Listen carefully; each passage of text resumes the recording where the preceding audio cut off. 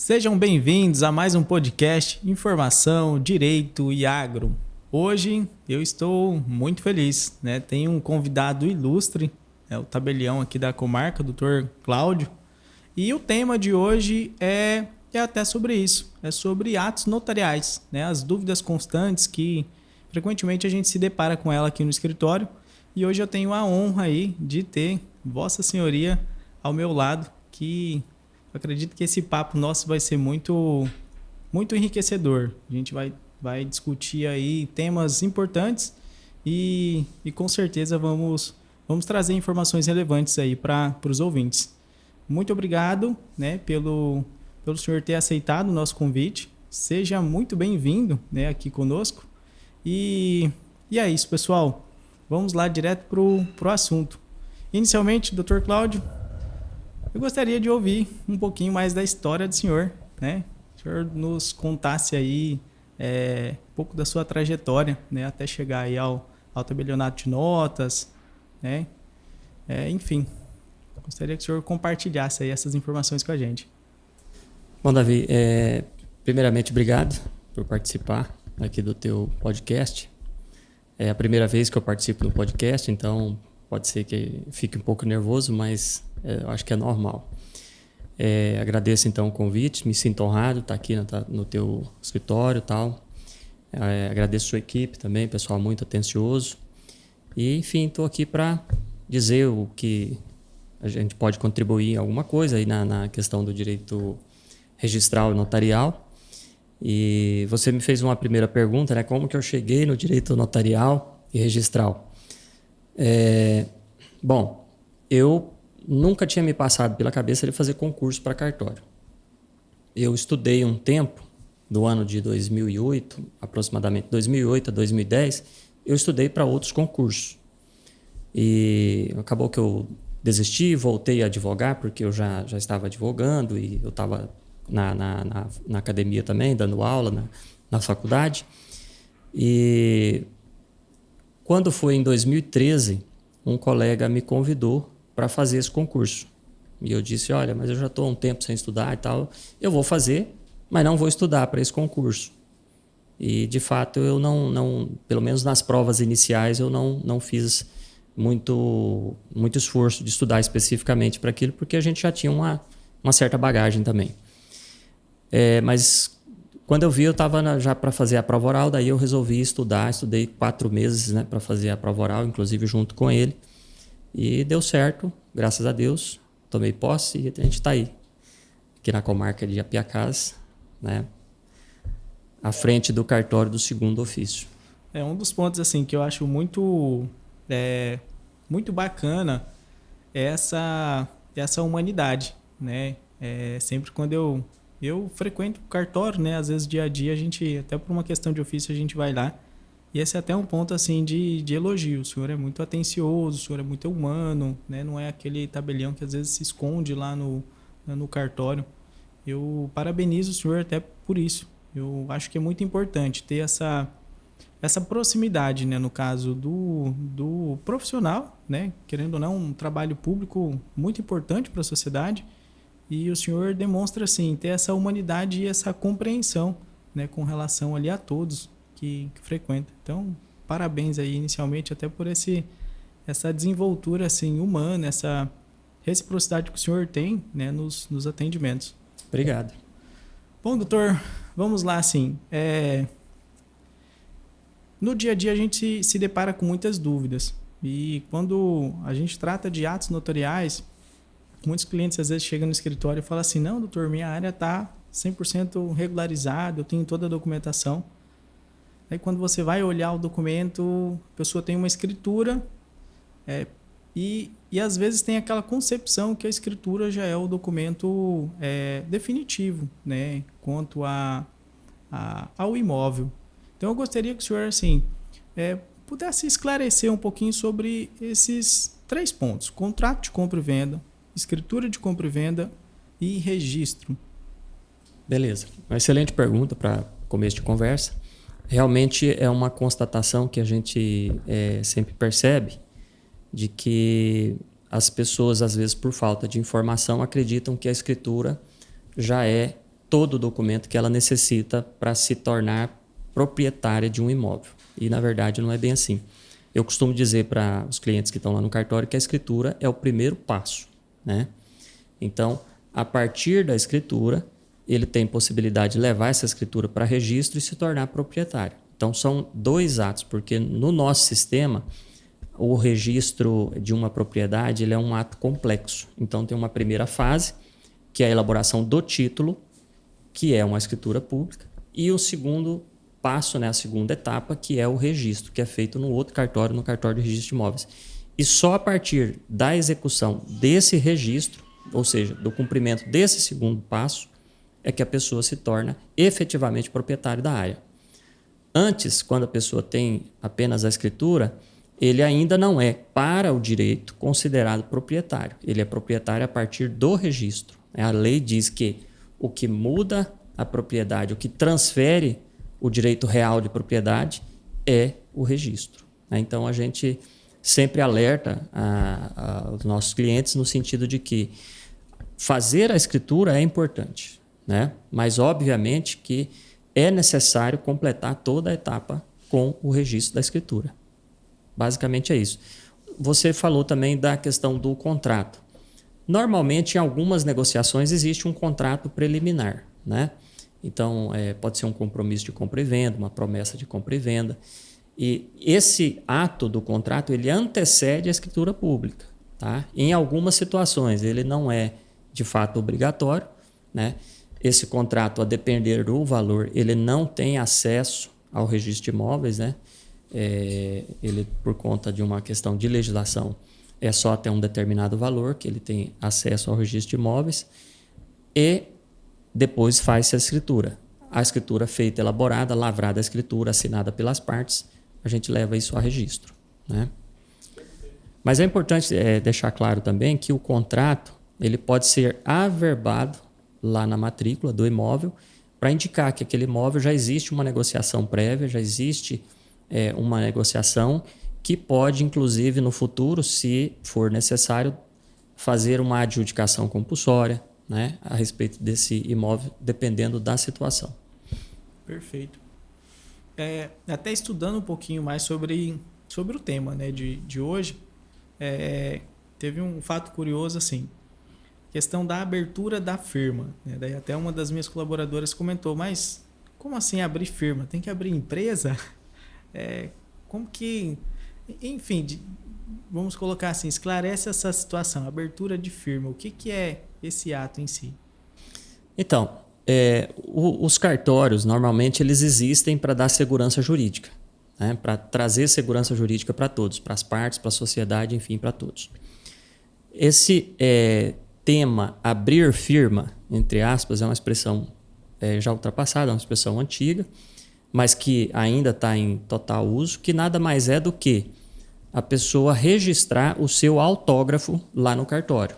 Tá? O que significa registrar o autógrafo? Nada mais, nada menos do que fazer um cartão de assinaturas. Hoje esse é um documento, a gente faz isso hoje, é digital, colhe as impressões digitais da pessoa exatamente para dar mais credibilidade, dar mais confiança, para que num documento determinado que ela possa fazer um reconhecimento de firma, que é um reconhecimento de assinatura, que pode ser por 2 formas, né? Por semelhança ou por autenticidade. Então, funciona dessa maneira. A pessoa vai num determinado cartório de notas, né? E registra ali o seu autógrafo, que é a sua assinatura, como ela assina determinado documento. E isso ela vai utilizar. Importante frisar que esse documento, esse autógrafo, ele tem um prazo de validade, exatamente por quê? Para que a pessoa de tempo em tempo tem que fazer a renovação desse cartão para dar segurança, para saber se aquela pessoa realmente, se ela está viva, se ela está, enfim, apta, né, capaz de realizar determinados negócios. Então, de tempo em tempo, se eu não me engano, o prazo é 5 anos, a pessoa tem que renovar esse cartão. Entendi.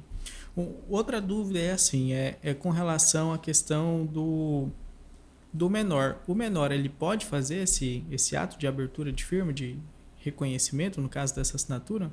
O menor com 16 anos completos. Ele pode fazer pode assinar os documentos, ter a sua firma reconhecida, mas lá no cartão de assinatura vai ter uma informação que vai ser aposta, colocada ali pelo tabelião, de que aquela pessoa é um relativamente capaz, né?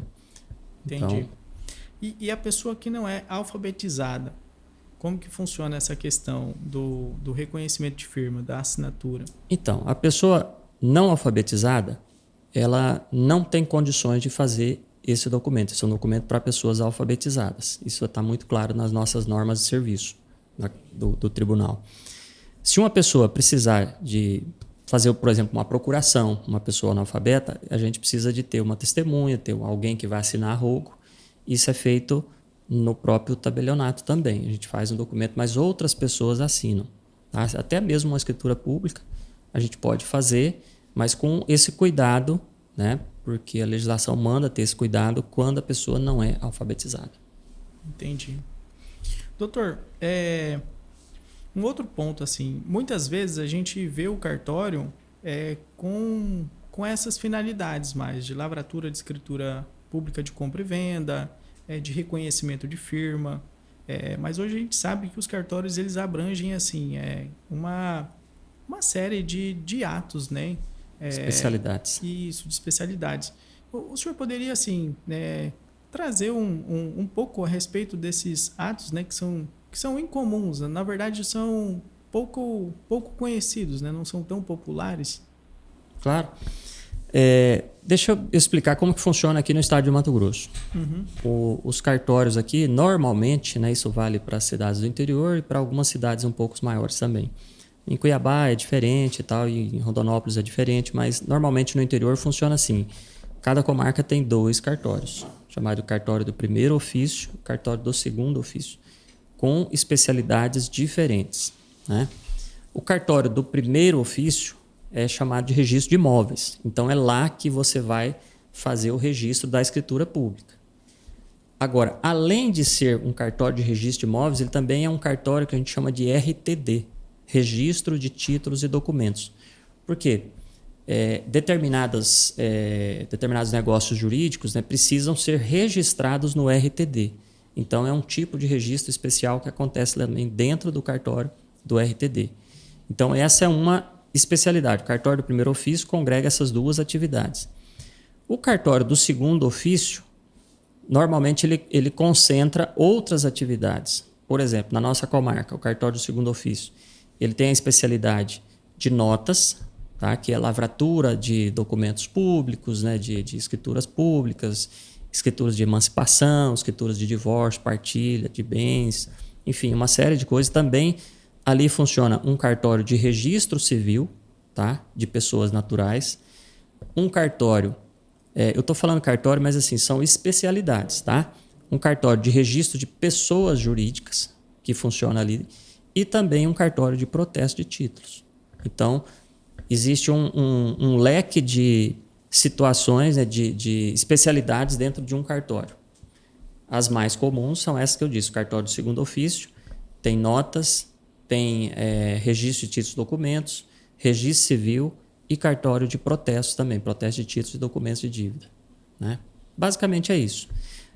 Existe uma certa confusão, é normal, é natural. Muitas pessoas acham, eu vou no cartório, e aí vai num cartório que lá não resolve aquela situação que ele está precisando fazer. É só uma autenticação de um documento, é só um reconhecimento de firma. Então, tem um cartório específico que cuida disso, né? Não é um cartório, não faz tudo. Agora, outras unidades da federação, a gente tem o chamado ofício único, tá? Que é um cartório que tem todas as especialidades. Então, alguns estados da federação isso existe. Aqui na nossa realidade de Mato Grosso, não. Existe uma divisão básica, como eu disse para você. Entendi. Bom, vamos começar a aprofundar nas especialidades. Tema assim que é muito recorrente: casamento de menor de idade, pessoa ali que não tem ali os 18 anos completos. Certo. Como que funciona esse tema? Olha, a partir dos 16 anos pode casar, desde que haja autorização dos pais. Então, a partir de 16, pode, com autorização dos pais. A partir de 18, já é maior, então a pessoa já toma as decisões por si só. Mas dos 16 aos 18 precisa de autorização dos pais. E curioso, se apenas um dos pais autorizar, por exemplo, numa situação hipotética, a mãe autorizou, mas o pai não autorizou, esse menor, juntamente com a sua mãe, pode buscar o suprimento judicial, certo? Pode buscar o suprimento judicial. Agora, menor que 16 anos, já existe uma lei que foi aprovada, salvo engano, no ano de 2018 ou 2019, não me lembro bem agora, mas proíbe o casamento em qualquer hipótese, tá? Então, casamento, pela regra do Código Civil atual, a partir dos 16, com autorização dos pais, ambos os pais. E mais curioso ainda, os pais podem revogar essa autorização até o dia da celebração. Então, imagina a seguinte situação. O menor conseguiu ali a autorização dos pais, né? Mas até o dia da celebração os pais podem voltar atrás. Vacilou ali com o pai e com a mãe, pode voltar atrás, entendeu? Entendi. Um tema também interessante é a questão do inventário, né? Hoje, eu acredito que já está bem popular, né, essa questão do inventário extrajudicial, mas uma das perguntas ainda que tem é com relação assim, posso fazer um inventário mesmo tendo partes herdeiros ali sendo menor de idade? Pode.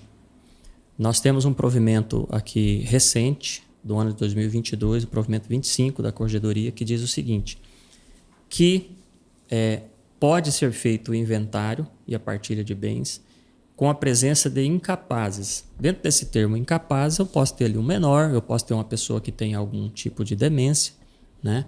Algum tipo de incapacidade, mas isso não por si só não impede a realização do inventário, tá? O único cuidado que nós temos que ter nessa hipótese é submeter, antes de lavrar a escritura, ao juiz da comarca, tá? Então, o juiz da comarca analisa essa minuta, manda essa minuta para o Ministério Público, o Ministério Público analisa essa minuta e vai dar um parecer para lavrar o ato ou para não lavrar o ato, a depender, obviamente, né, do melhor interesse do menor, do incapaz, que o Ministério Público tem essa função de tutelar o interesse dessas pessoas, né? Então, o juiz, diante desse parecer do Ministério Público, ele, sendo favorável ao parecer, ele homologa essa minuta e aí a gente pode lavrar, e dentro lá da escritura a gente vai mencionar que foi submetida a uma aprovação do juiz, a homologação, o juiz homologou e está tudo certo. Tá? Então, isso é mais uma conquista do extrajudicial, no sentido de ganha tempo, né? De fazer com que a gente ganhe tempo nas questões de inventário, de divórcio, de partilha, uma série de situações que, se a gente fizer um comparativo de tempo do judicial para o extrajudicial, a gente vai ver que o extrajudicial é muito mais rápido. É muito mais rápido.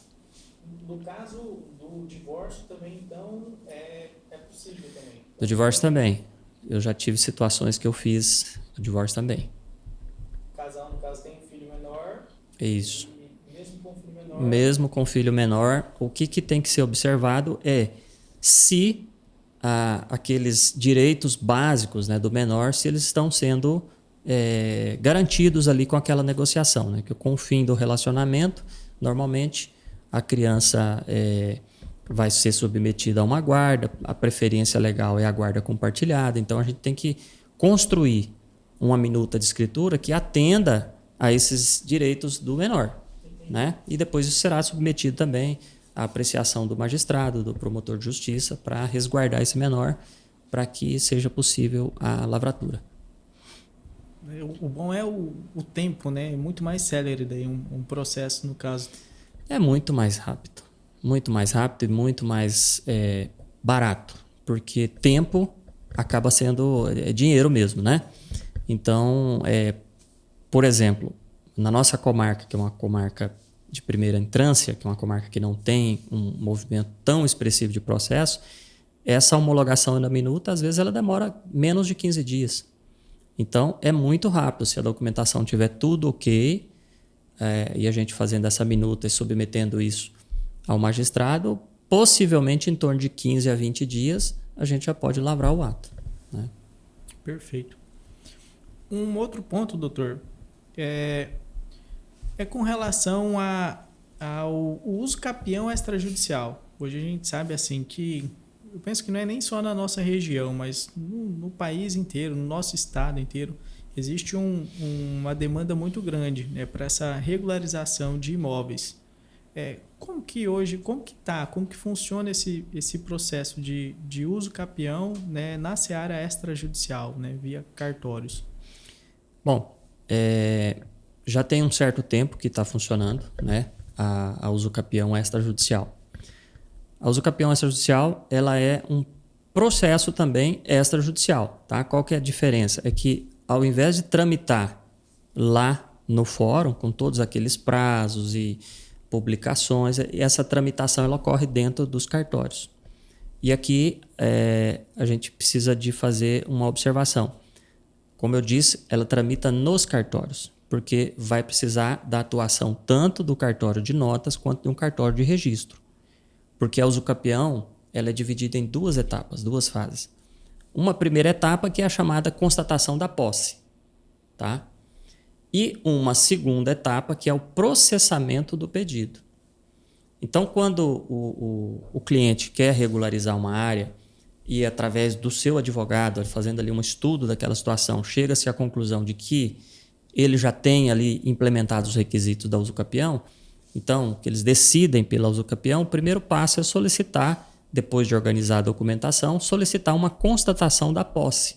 Né? Essa constatação da posse é feita através de uma ata notarial. O que é uma ata notarial? Bom, a ata notarial é um documento que, traduzindo assim, para ficar mais fácil de entender, é uma espécie de um relatório. Tá? O tabelião comparece no imóvel, né?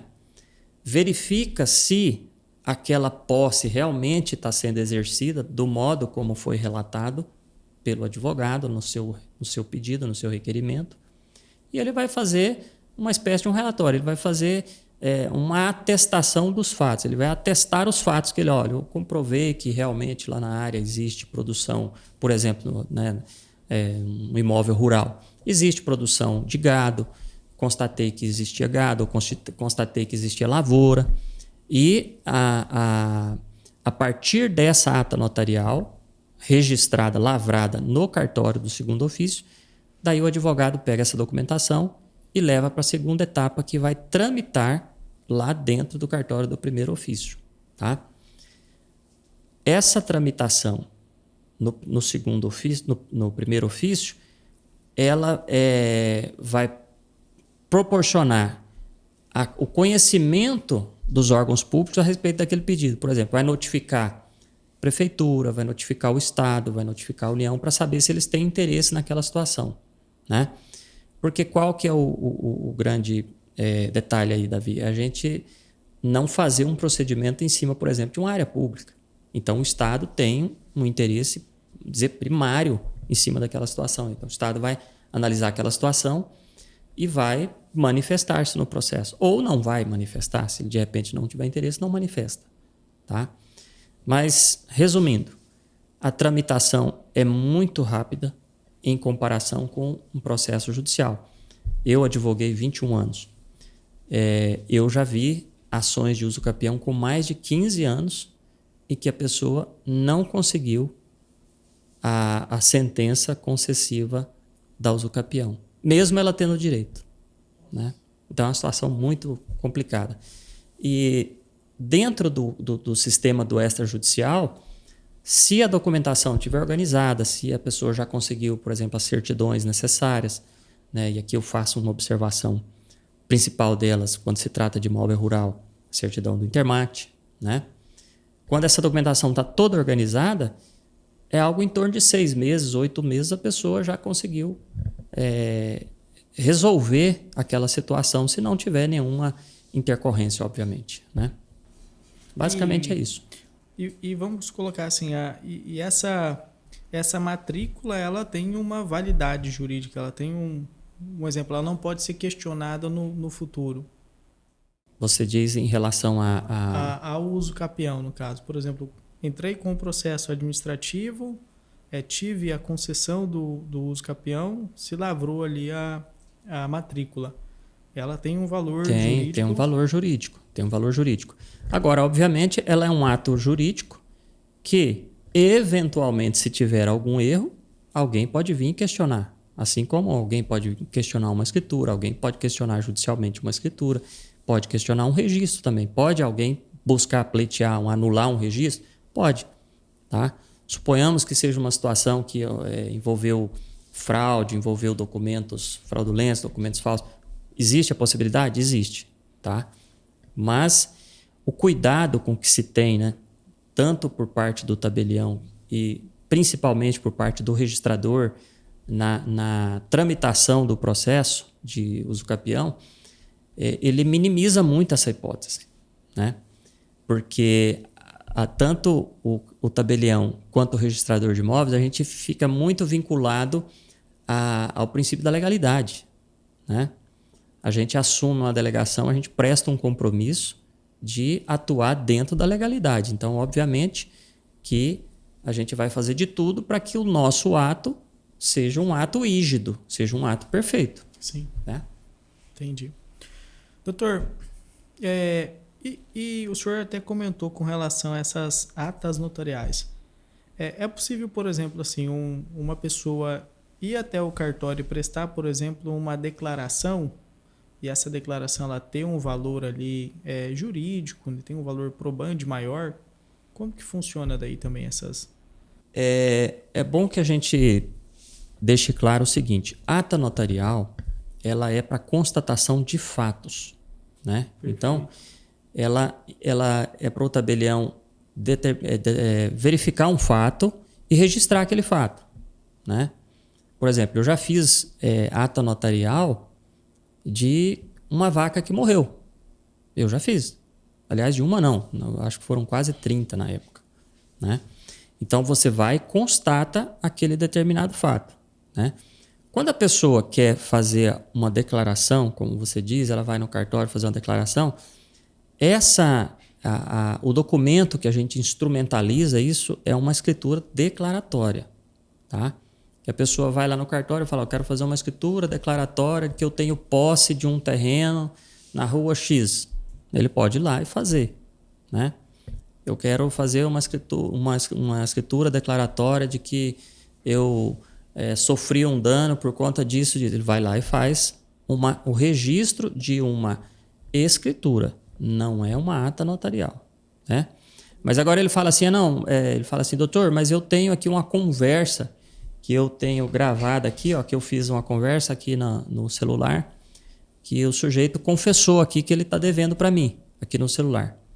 Então, a partir dessa informação presente aqui no celular, a gente pode também lavrar uma ata notarial. Então, veja que aí já não é uma declaração pura e simples, é uma constatação de um fato. De um fato. De um Entendi. fato. Você entendeu? Ficou bem claro. E a gente usa bastante. É muito comum, né?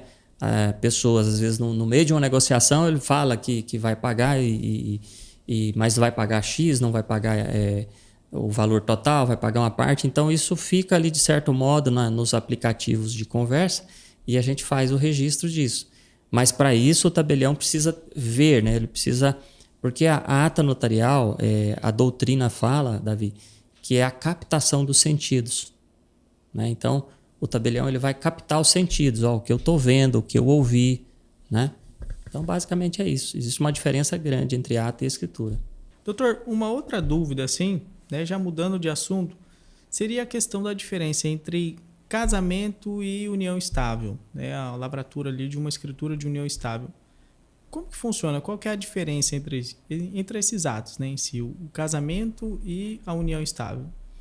Bom, a união estável ela é uma situação de fato, tá? Uma situação de fato, mas que nós sabemos que gera efeitos jurídicos, né? Muitas vezes as pessoas não pensam, né? Não têm esse cuidado de ir num cartório, de formalizar, e aí quando, eventualmente, numa dissolução, a pessoa vai ter algum grau de desconforto, principalmente em relação à questão patrimonial. Por quê? A união estável, hoje, da forma como ela é reconhecida, ela muito se aproxima do regime da comunhão parcial de bens.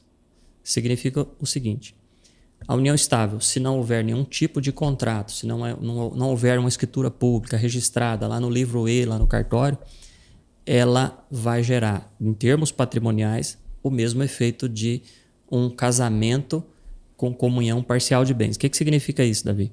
Significa que todo o patrimônio que foi adquirido pelo casal durante o período, né, será partilhado meio a meio. Tá? Ah, mas eu não queria assim, porque nós combinamos lá atrás, quando a gente começou a morar junto, que não seria assim, cada um teria suas coisas. Bom, mas uma coisa é você querer, a outra coisa é você não formalizar aquilo. Tá? Então, o ideal é que as pessoas compareçam no cartório e façam um registro, né, da sua situação matrimonial. Fala assim, olha, eu tenho uma união estável com ela aqui, a gente não quer casar, a gente quer união estável mesmo, mas a gente quer um modelo diferenciado aí para o nosso regime de bens. É possível? É possível. A gente vai construir, dentro daquilo que for possível e que as normas permitirem, o que atenda à vontade das partes. Né? Se for até estabelecer a separação, é possível de fazer. Tá? Mas isso tem que ser formalizado e registrado. Né? O registro da união estável é facultativo, tá? Mas ele gera conhecimento para terceiros. Tá? Então é importante que as pessoas tenham a percepção de que o casamento e união estável existem essas diferenças, né, que vale a pena conhecer antes. Entendi. Né? Mas normalmente as pessoas vão lá quando já tem 10 anos, 15 anos de união estável. Né? E aí diz assim, não, mas quando a gente começou, a gente fez uma espécie de um acordo verbal entre nós. Olha, isso é muito difícil, é uma situação muito delicada. O que vai valer é o Código Civil, mas partir meio a meio. Entendi. Até entrando nessa seara assim, de regime de bens, né? Comumente, acredito que o mais comum, mais aplicado seria a comunhão parcial de bens. Mas os outros regimes, o senhor poderia fazer essa diferenciação entre regimes de casamento? O regime da comunhão parcial, ele é o regime legal. Né? Então, se a pessoa for lá hoje fizer a habilitação para casar, levar os documentos para casar, marcou a data para casar, se ele não escolher nenhum tipo de regime diferente, a lei diz que o regime dele é a comunhão parcial. Tá? Então, esse é o regime, a gente chama de regime legal. Ah, não, mas eu quero outro tipo de como é que se diz ali, de gestão patrimonial. Tá? Nosso patrimônio vai ser gerido de outra forma. Como é que a gente vai fazer isso? Optando por um dos regimes que já existe. A lei já predefiniu isso. Lá no Código Civil a gente tem o regime da comunhão universal de bens. O regime da comunhão universal de bens, ele proporciona a comunicação de todos os bens, inclusive aqueles anteriores, aqueles que eu já tinha. Né? Eu levo isso para o casamento já fazendo ali a partilha, já no início, logo no início. Tá? Eu já comunico esses bens que eu tinha com os bens que eu vou adquirir. O regime da separação, diferentemente, como o próprio nome diz, né, é autoexplicativo o nome, a separação diz assim, olha, cada um com seu patrimônio. Tá? Então, regime da separação, cada um com seu patrimônio. Pode ter uma situação ou outra deles adquirirem um bem em conjunto? Pode. Mas, regra, separação, cada um com seu patrimônio. Certo? Lembrando que pessoas maiores de 70, pela lei, né, atualmente, existe uma imposição desse regime da separação também, uma espécie de proteção muito criticada, mas existe no Brasil. Entendi. Vamos mudar aí agora para a questão do testamento. Como que funciona assim hoje? Ele é usual, está sendo aplicado? Quais são as vantagens? E até mesmo o próprio processamento de um testamento hoje, como que ele funciona? Bom, são dois instrumentos muito utilizados para evitar conflitos, tá?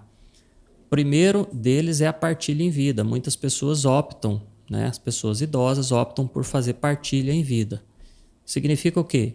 O casal ali já com bastante anos, né, de vida, eles resolvem partilhar entre os filhos em vida aquele patrimônio que os dois amealharam ali durante o seu casamento. Isso é uma forma. Outra forma é a pessoa fazer um testamento. O testamento é uma disposição patrimonial que só vai ter validade para após a morte, né? É importante também, muitas famílias fazem isso, inclusive, como uma espécie de planejamento, né, sucessório. Tanto a divisão em vida quanto o testamento são espécies de planejamento, né? Qual que é a vantagem do testamento ou mesmo da partilha em vida? É evitar conflitos, né? A gente sabe que, invariavelmente, após o passamento dos pais, pode, em determinadas situações, e acontece com muita frequência, de haver conflito entre os herdeiros, né? Então, para evitar esse conflito, a gente utiliza desses dois instrumentos aí. Testamento, muito indicado, a pessoa pode utilizar o testamento para dispor de até metade dos seus bens, até metade do patrimônio. Ele pode fazer isso, se ele tiver herdeiros, até metade. Então, ele pode dispor, ele pode fazer a disposição testamentária para um filho, ou para um empregado, ou até para uma instituição. Tanto faz, né? Entendi. E como que funciona esse processo? A pessoa ela vai até o cartório, né, faz esse requerimento? Como que é essa parte processual mesmo de existem vários tipos de testamento, né? Normalmente o testamento mais comum é o testamento público, que é o testamento que a pessoa vai no cartório e diz o que ela quer para o tabelião, e o tabelião redige um documento chamado Escritura Pública de Testamento. Esse é o testamento público, tá? Existe também a possibilidade da pessoa fazer um testamento particular e levar esse documento para o tabelião aprovar. Então, o tabelião, ao invés de fazer a escritura pública do testamento, ele vai fazer um auto de aprovação, ele vai aprovar aquele testamento. Tem alguns requisitos, tem que ser através de algumas testemunhas, né, com a presença de algumas testemunhas, e ele faz essa aprovação desse atestamento. Esse é o documento que a gente chama de testamento cerrado, né, um testamento fechado, um testamento particular. Então, o mais utilizado é o testamento público. A pessoa pode utilizar um advogado para auxiliar, né? Aliás, é altamente recomendável que a pessoa procure um advogado para que a pessoa saiba até onde, qual que é o limite que ela pode testar, né? Olha, isso aqui eu posso, isso aqui eu não posso, né? Eu posso fazer todo o testamento de tudo. Não é bem assim. Pode ter situação que você tem herdeiro, então você precisa de resguardar a legítima daqueles herdeiros. Então você pode testar até um determinado limite, tá? Lembrando que testamento, muitas vezes a pessoa pensa, o testamento é para questões patrimoniais. Não só. Testamento pode ser para reconhecer um filho, pode ter uma situação que não necessariamente é uma situação patrimonial que a pessoa pode fazer através de um testamento. É bem utilizado, é bastante utilizado o testamento.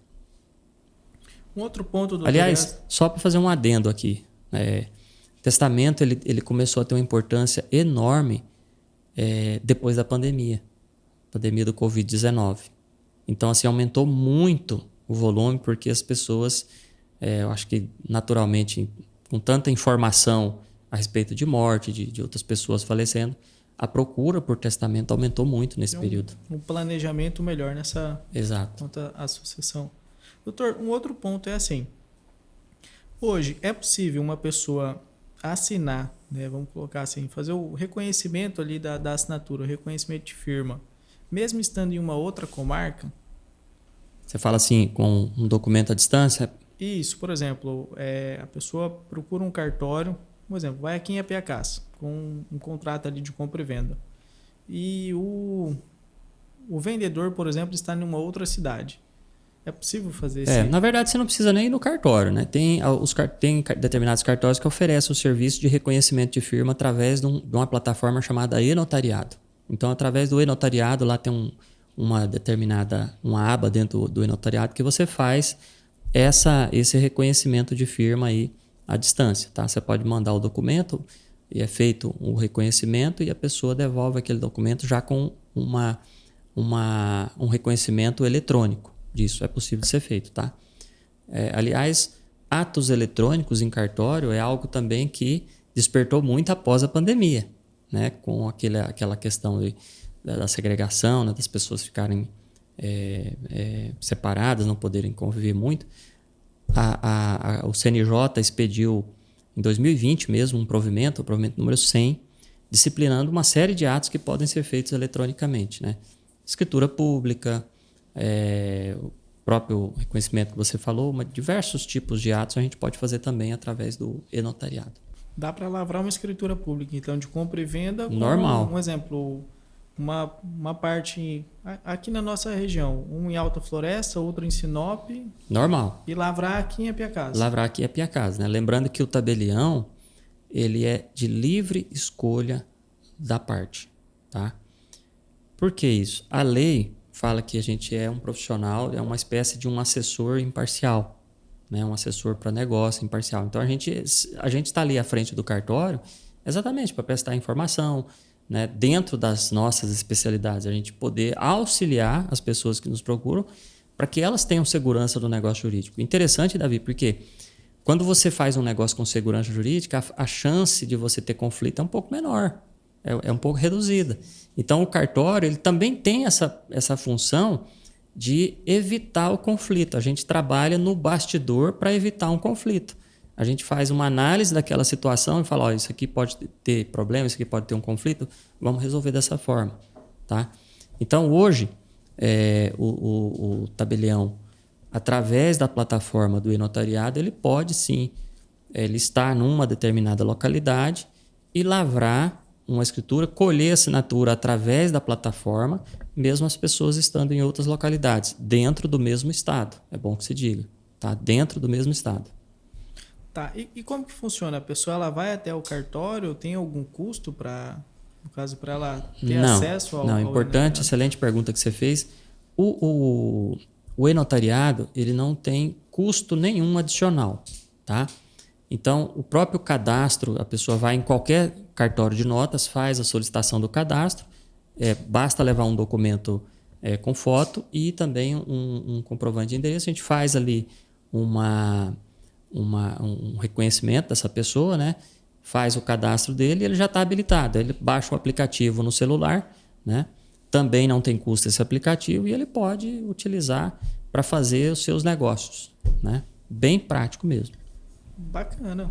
Muito bacana. Otimiza bastante. Otimiza bastante e economiza, né? Porque, na verdade, antes, quando a gente precisava fazer um negócio assim, a pessoa...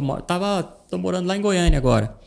O vendedor está morando em Goiânia. Tinha que mandar uma procuração, tinha que ir num cartório lá fazer uma procuração. Hoje não. Hoje, dependendo da situação, você faz e a pessoa, onde ela tiver, a pessoa assina. Assina por um aplicativo, né? Que dá muita segurança, é um aplicativo do e-notariado. E o negócio está resolvido de uma forma muito rápida. Doutor, uma outra dúvida que surge é quanto à emancipação, doutor. O que é a emancipação e como que funciona esse ato? Bom, a emancipação também é um procedimento que é feito através de uma escritura pública, chama-se escritura pública de emancipação. O que significa emancipação? Determinadas situações, os pais verificam que o filho já tem possibilidade de executar algumas atividades que normalmente são deferidas apenas aos maiores. Então, a partir dos 16 anos, os pais podem comparecer em conjunto, né, no cartório e solicitar a lavratura de uma escritura de emancipação do filho menor de 18. Então, nesse período entre 16 e 18 é que se dá o fenômeno aí da emancipação, tá? Então tem que ser feito pelos dois pais, né, pai e mãe, né, ou na falta de um, apenas o pai ou apenas a mãe, para autorizar o filho a ser responsabilizado em algumas situações, né? Ele vai poder executar os atos da vida civil, certo? Uma coisa interessante que eu acho que é importante pontuar é que Muitas pessoas também vão ao cartório e falam assim, olha, eu não aguento mais esse menino, eu quero emancipar ele. Tá? Não sei se você já chegou de ver uma situação, nessa situação, olha, eu não aguento mais, eu quero emancipar. Né? Mas normalmente, né, a jurisprudência diz assim, que esse garoto problema, o fato dos pais emanciparem não vai tirar a responsabilidade dos pais sobre ele também. Tá? É importante. Outra coisa, a emancipação também ela vale só para os efeitos civis, só para os atos civis. Ela não vale, por exemplo, para questões penais. Tá? Então, para questões penais, menor de 18 também não será responsabilizado através do Código Penal, será responsabilizado através do ECA, né? que tem todo um sistema ali de responsabilização do menor.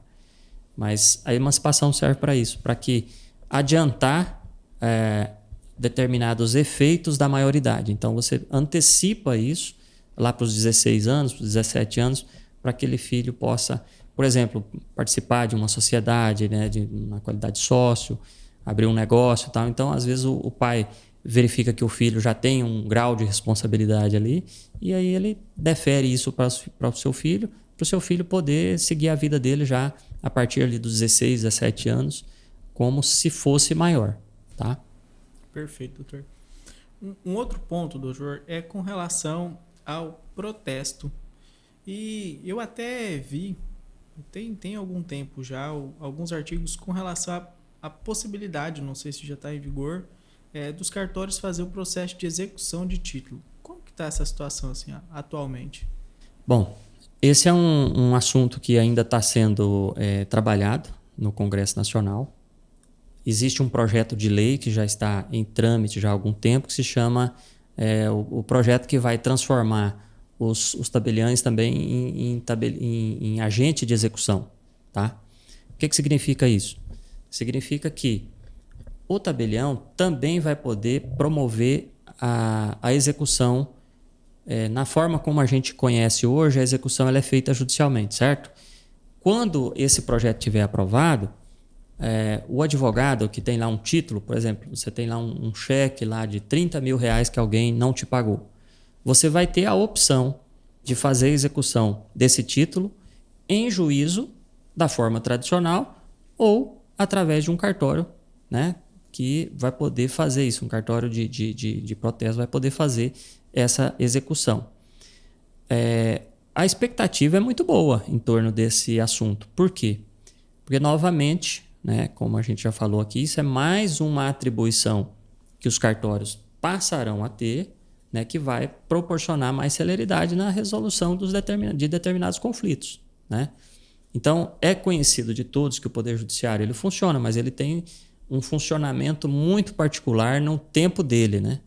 A gente fala que a justiça é muito morosa, que ela demora, né? Ela é demorada. E, de fato, a justiça é muito demorada por conta do acúmulo de processos, às vezes deficiências estruturais, né? Falta de pessoal, muitas vezes pessoal qualificado, né? Para fazer esses atos aí do meio do caminho do processo. Agora, isso passando para o tabelião de protestos, a tendência é que seja um processo muito mais rápido. Né? Assim como a gente teve aquela transformação no uso capião, né? A gente espera também que isso traga bons frutos para as partes no cartório de protestos. Basicamente é isso. É muito bom. É mais uma alternativa, né, no caso. É uma alternativa. Não vai ser da forma como está sendo desenhado o projeto lá que ele está tramitando. Isso é uma alternativa. As partes terão a alternativa ou de buscar o judiciário ou de buscar o tabelionato. A via ali extrajudicial. Isso. Um ponto assim que eu acredito que também é novo é a questão da facilidade para a mudança de nome. Como que está funcionando isso hoje nos cartórios? Sim, é uma boa pergunta que você fez. Existe uma lei recente até, deve ter uns 2 anos por aí, que possibilitou e muito a alteração de nome. Né? Então, não precisa, em determinadas situações, você não vai precisar mais de ir a juízo para fazer uma simples retificação do nome. Né? Isso é muito importante e traz um resultado muito positivo. Às vezes um detalhe, uma letra que foi mal colocada quando do registro, isso pode te trazer transtornos na hora de fazer um passaporte, na hora de fazer um outro documento. Né? Isso pode te trazer algum grau de problema. Então, para que evitar isso, hoje as pessoas podem comparecer no RCPN, né, no registro da pessoa natural, que é o registro civil, conhecido como registro civil, e fazer uma solicitação de alteração, uma alteração de retificação, uma inclusão de nome. Isso é importante também, porque às vezes, olha, eu quero ter o nome da minha avó que era italiana, porque eu pretendo fazer a minha cidadania italiana, eu pretendo tentar uma cidadania portuguesa, italiana, enfim. Então, é possível, através do extrajudicial, a gente fazer essa inserção desse sobrenome, né? Essa inclusão desse sobrenome, ou a alteração de sobrenome também. Tá? Perfeito. E, por exemplo, assim, até mesmo aquela pessoa que quer mudar de nome, por exemplo, nome masculino para um nome feminino. É possível. A doutrina do direito notarial registral, ela sempre trabalhou um princípio chamado princípio da imutabilidade do nome, né? Que o nome era imutável, né? Até pouco tempo a gente trabalhava com essa perspectiva.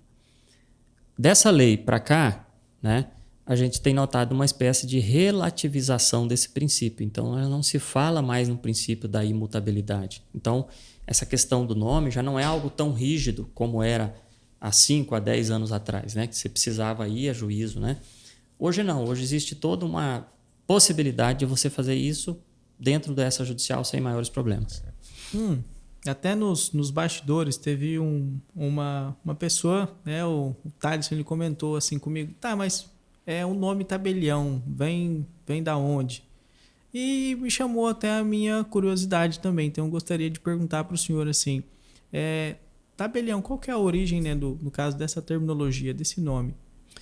Então, é uma palavra muito antiga, não tem assim uma exatidão de origem, né? Mas o histórico aí que a gente, na doutrina, a gente quando estuda a questão do direito notarial registral, a gente identifica que é uma expressão muito antiga, possivelmente ali da época do direito romano, né, que tinha os escribas, né, tinha os tabeliães que faziam o registro de contratos e eles utilizavam de tábuas. É por isso que vem, né, de tábuas, de tabelião, vem dessa origem aí. Tem alguns autores que advogam essa tese, tá? Mas assim, a origem, a época certa, a gente não tem muito bem claro isso, tá? Mas tudo indica que realmente por conta dessa origem da escrita nas tábuas, né, é que vem essa ideia, essa noção de tabelião. Basicamente é isso. Perfeito. O senhor comentou, né, que de fato o tabelião, o cartório, assim, ele é uma alternativa, ele é facultado à pessoa. Um exemplo, a pessoa está lá em Cuiabá, quer fazer um ato notarial, ele pode contratar um tabelião aqui de Apiacás, de Alta Floresta, de outra comarca? Pode. Como eu disse, o tabelião ele é um profissional de confiança na parte, tá? Então, a gente até brinca, é mais ou menos como se fosse o médico, né? Você não tem o seu médico da sua confiança? Então, normalmente também tem o tabelião. Então, a grande maioria dos atos o tabelião pode fazer, né? Mas existem alguns atos que o tabelião não pode fazer. Por exemplo, ata notarial. O tabelião só pode fazer dentro da circunscrição da onde é a delegação dele. Então, por exemplo, se a minha delegação é aqui, eu não posso ir em Alta Floresta e fazer uma ata notarial, senão eu vou estar infringindo o que diz a lei dos notários e registradores, né? Agora, uma escritura pública não tem nenhum problema, tá? Existe o princípio da livre escolha. O tabelião ele é escolhido pelas partes, certo? Então, isso aí é tranquilo, tá? A lei assegura. Entendi. Mas assim, para ter até uma distinção de atos, por exemplo, escritura pública de inventário, escritura pública de divórcio, todos esses atos. Esses atos aí são de livre escolha, tá? A gente pode fazer, porque não existe uma delimitação territorial, né? Muitas pessoas acham que mas o tabelião pode fazer, mesmo o pessoal morando em Alta Floresta? Pode. O que existe é que muitas vezes a pessoa confunde, porque no registro de imóveis os atos são muito ligados à circunscrição.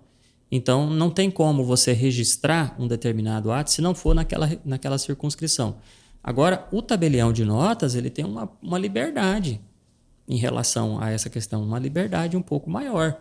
Tá? Por quê? Porque a pessoa pode escolher, olha, vamos fazer a nossa escritura de compra e venda e vamos lavrar no tabelionato tal, que eu já conheço aquele tabelião, que já faz trabalho para mim há um determinado período, tá? Eu já tenho confiança dele, vamos lavrar por lá. Não tem problema. Tá? Então, na grande maioria dos atos do notas, né, a gente fala do cartório de notas, pode ser feito pelo tabelião de livre escolha da parte. Perfeito. Eu costumo sempre, né, a gente já está caminhando ali vamos colocar assim, para um fim. Eu costumo sempre fazer 2 perguntas. Mas antes dessas eu vou fazer uma outra para o senhor. Uma questão de concurso, né? Muita gente olha assim o serviço de cartório com uma remuneração muito boa.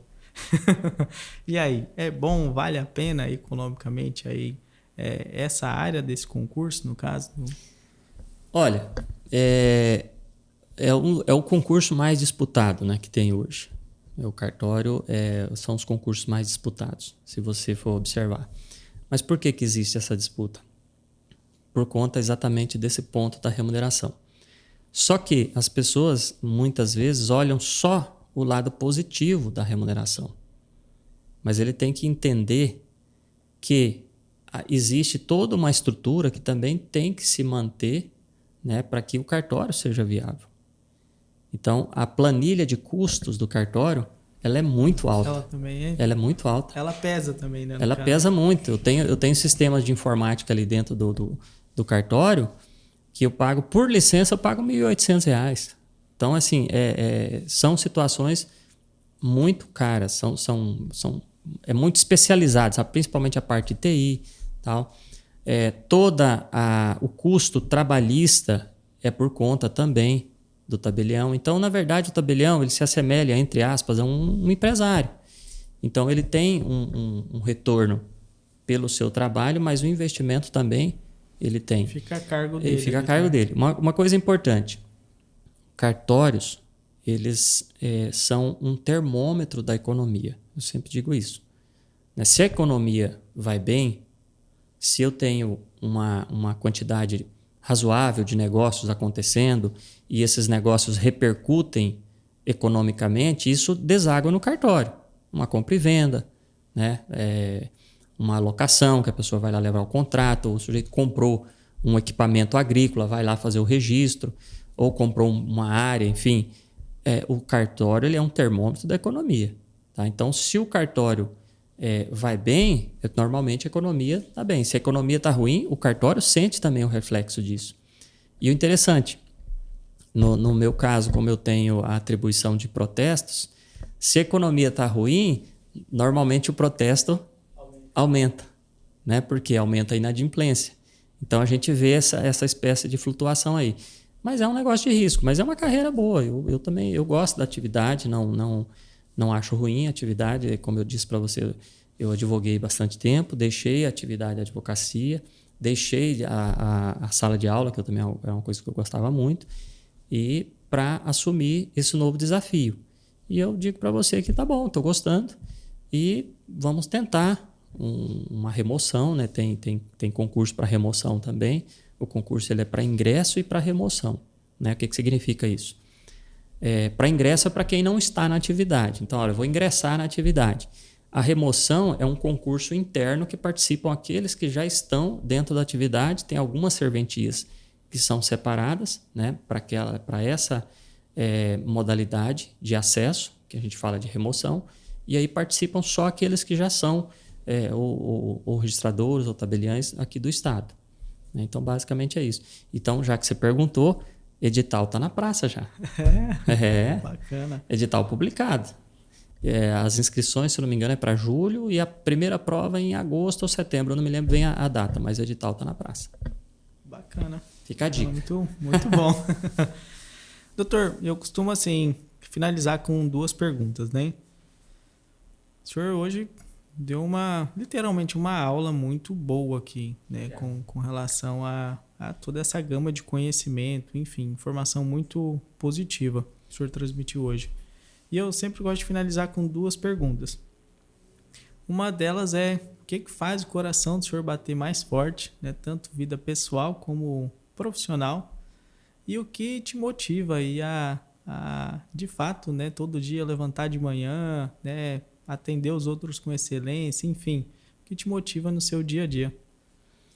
Bom, o que me motiva, o que faz meu coração bater mais forte, eu acho que é a minha família, né? Meus filhos, minha esposa, o restante da minha família, que eu tô longe da minha família, né? Minha família mora em Cuiabá. Eu tô aqui, fico lá, mas enfim, eles vêm aqui, mas é aquele convívio familiar, assim, eu meio que perdi um pouco disso.